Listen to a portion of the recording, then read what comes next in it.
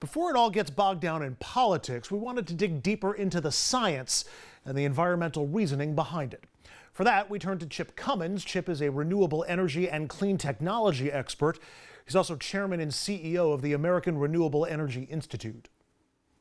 Chip, let's start with the worst case scenario and work backwards. The IEA says the world needs to be net zero on carbon dioxide emissions by 2050 or else. What's the or else? Well, right now we're experiencing some feedback loops that are coming in the forms of extreme wildfires, rising sea levels, the ice that's melting in both polar areas of our world that are creating devastating effects. And so that's just the beginning of what we might experience if we left the fossil fuels burning at present rates. So what does being net zero on CO2 emissions mean? We can't get rid of everything that emits carbon dioxide because that includes humans and animals. What we're talking about here is the burning of fossil fuels primarily, and carbon's not the only greenhouse gas exacerbating the problem. There's also the methane coming from how we raise, for instance, the cattle.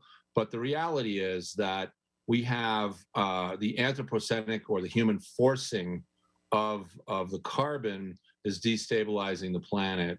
For the last 10,000 years, we had a very stable climate, only about a fluctuation of 1 degree C. But for the 100,000 years preceding that, when humans were still here, there was wild fluctuations, and it would go, 10 degrees C plus or minus in a decade. So it was very tough to live, but it stabilized 10,000 years ago, and that allowed for modern civilization as we know it, all of recorded history. But now we've changed that dynamic. That's called the Holocene. We've crossed the threshold into the Anthropocene. So we have heard reports about how dangerous our climate situation is before. Why is this report different? What does it say coming from this particular group, the IEA?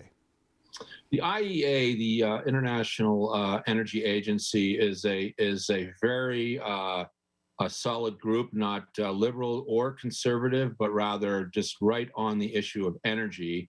And the fact that they're concerned and releasing this report means that we have literally a window of about 5 to 7 years right now to remain within the remaining carbon budget of about 300 billion tons. We're presently burning about 40 billion tons per year. And since the Industrial Revolution, we've put up approximately 2.5 trillion tons.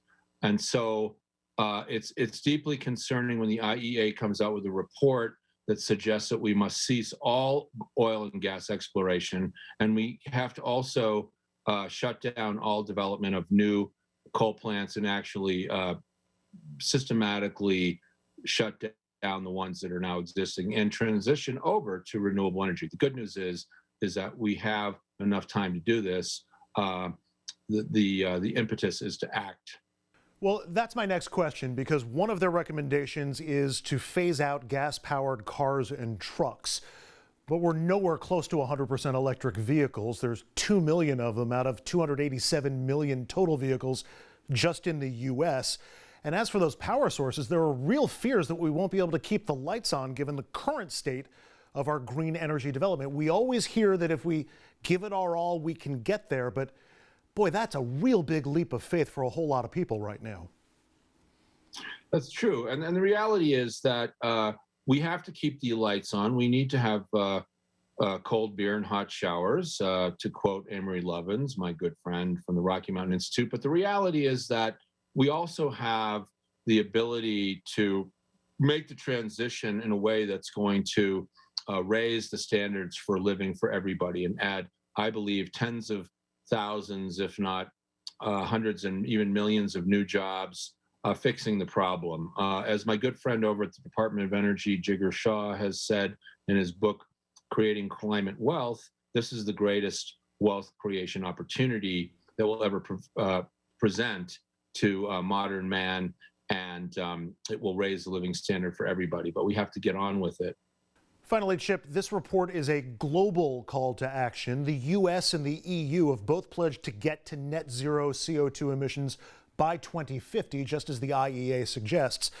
But we can't force other countries, think China, India, Russia, and others, to do the same. Or can we? How much pressure can we apply?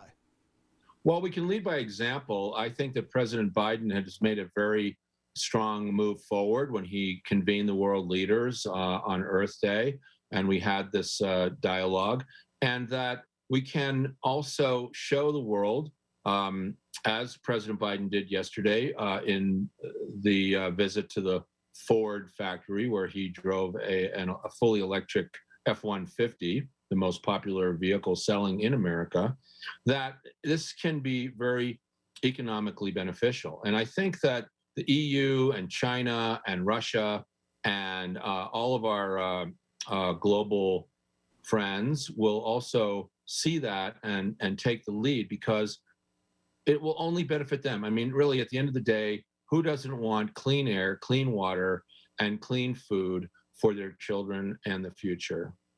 Chip Comins is an expert in renewable energy and clean technology. He's also chairman and CEO of the American Renewable Energy Institute.